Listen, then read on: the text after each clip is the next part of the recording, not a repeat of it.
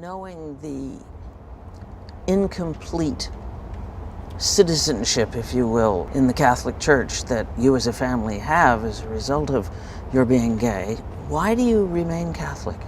Why I remain Catholic is a question that I ask myself a lot.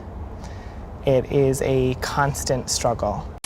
Some in the LGBTQ community have not felt welcome in the Catholic Church, while progressives have applauded Pope Francis for calling on priests to welcome gay men and women with respect and sensitivity.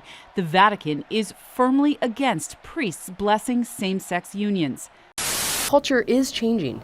A recent Pew Research survey found that 66% of American Catholics believe it's acceptable for a gay or lesbian couple to raise children, while 44% believed homosexual behavior was a sin. I think it remains very hard for Christians to say this simple thing: we were wrong.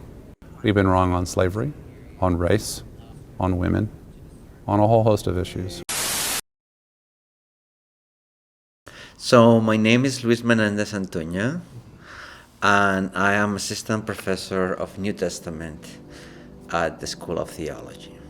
Bread and butter of my teaching is basically to teach the introduction to the New Testament, but I also teach Greek because the New Testament is written in Greek. So sometimes once every 2 years, I teach basic and intermediate Greek.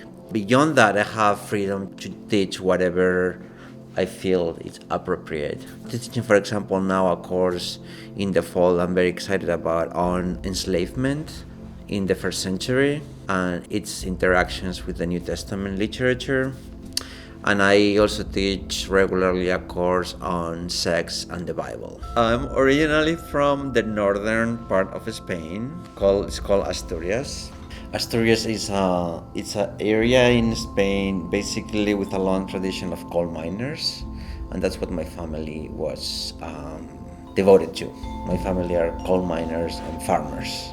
I'm first generation college graduate, and for me from the very beginning intellectual life was very important, probably also because I was gay and intellectual pursuit kind of provided a way out of an environment that it was 100% straight and heterosexual. So I did philosophy. I wanted to study philosophy, and then I went into theology. I felt the need or the drive to go more into research, and that's why I decided to come to the States to pursue a PhD and eventually become a college professor if I was going to be lucky enough.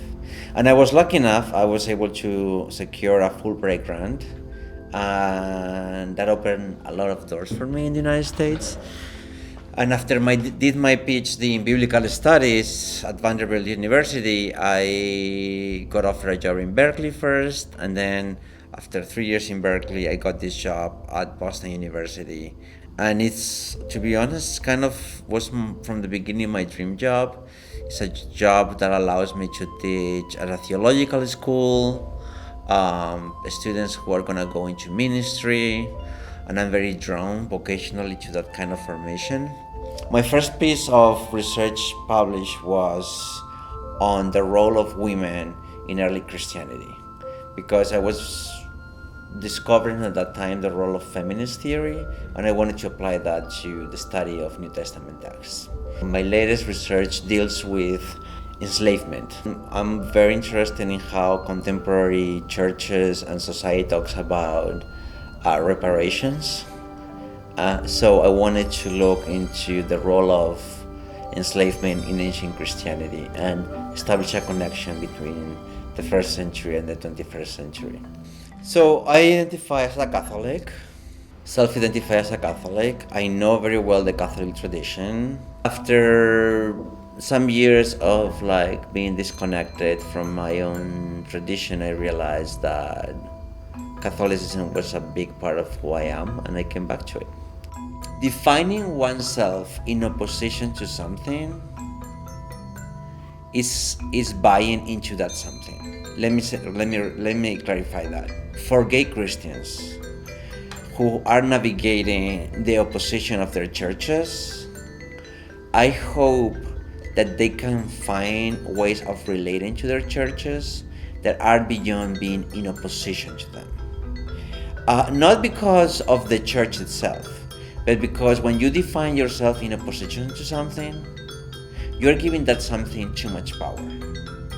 My advice there would be find ways of moving beyond the dichotomy between acceptance and rejection.